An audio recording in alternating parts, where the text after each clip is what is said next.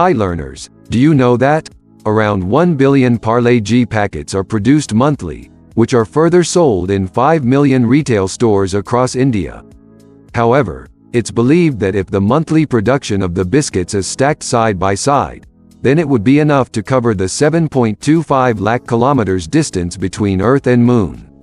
Yes, today let us see the case study of Parle G. This video describes how Parle G achieved the sales record of the last 8 decades. Since the national lockdown, the consumption of Parle G biscuit has increased pan-India, following which the company has increased their sales by 80 to 90%. This has led to increased profits as well. Before getting into the details of this case study of Parle G, just a humble request to you, that if you like this type of content, please give it a like. It would indicate to me that I should continue to make these type of videos. Also don't forget to subscribe the channel in order to stay updated with upcoming and interesting case studies. Moreover, I have given some case study link in the description of this video. With that being said, let's jump into this video. The first manufacturing of Parle G was done in the year 1929, after which the brand continues to win the heart of every Indian, because of its finest packaging, affordable price, and their distribution channels. Mr. Mohan Lal Dayal was the man behind the launch of Parle G in India. During British period, biscuits were listed under luxury products, and can only be consumed by people who have elite background. He wanted to change India's situation. He went all the way to Germany and learned to make candies there. Later on, he came back to India with a candy machine and started a new business in Mumbai. And this is where Parle G was launched, provided India its own beloved biscuit. It was started with 12 employees. Soon it became the favorite biscuit brand that has never differentiated its customers based on their income levels. After the Second World War has ended, and people were protesting in India for independence during 1947. As a result, there was a huge shortage of wheat in India. The entire cultivation was left with only 63% of the cultivation, and the production of Parle G had to stop for years. After a long gap, Parle G came back with different product variants including biscuits, confectionery, chocolates, snacks, and rusk.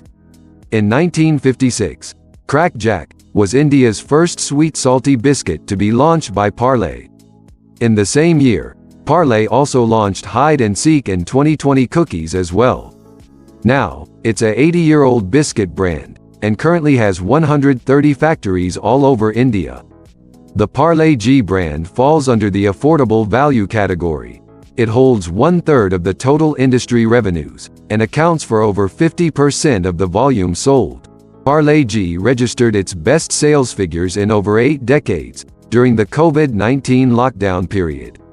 Because of Parle G, the company Parle has gained a market share of around 5% in the highly competitive biscuit segment. During the lockdown, Parle G became the comfort food for many. It also became a common man's biscuit, as people who cannot afford bread, bought Parle G. The biscuit sales were also dominated by its consumption by migrant workers. Parle G biscuits also gained traction as it was preferred by government agencies and NGOs, due to its economic proposition with value package. Even during the earlier crisis like tsunami and earthquakes, sales of Parle G biscuits had gone up. That is the kind of trust which the people have in the brand. Let's see how Parle managed to meet this ever-increasing demand with scarcity of labor during the lockdown. Right from day one, they were on the job in terms of ensuring that they get permissions to operate the plant, to ensure that the people are taking care of supply chains. So any issues coming at any local level, there was a team that was functioning and taking care of those things to ensure smooth operation. Right from sourcing to manufacturing and supply chain, there were partners and teams already taking care of it.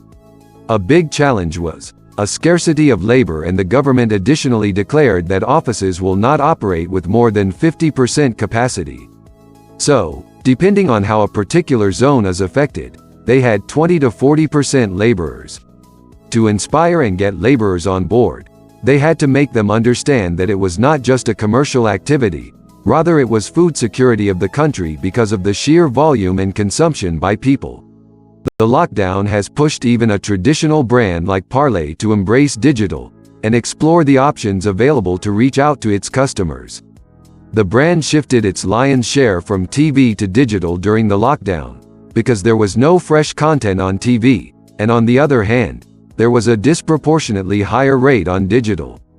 Before COVID, the investments on digital platform were only 10 to 12% of the budget.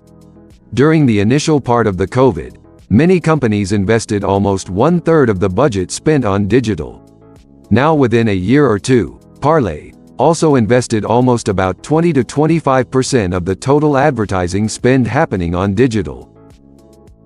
Parle also tweaked its overall marketing strategy in order to stay relevant. They ensured that Parle remained part of consumers' life. Parle opted to stay relevant by continued talking with consumers about inspiration during crisis, also making them appreciate the role of the frontline workers and ensuring that they understand how the lockdown is beneficial to everybody. So they executed not only public service ads, but also ads of their products which talked about how Parle are part of their life by sharing their concerns. Thank you everyone for watching this content. I hope you liked this video.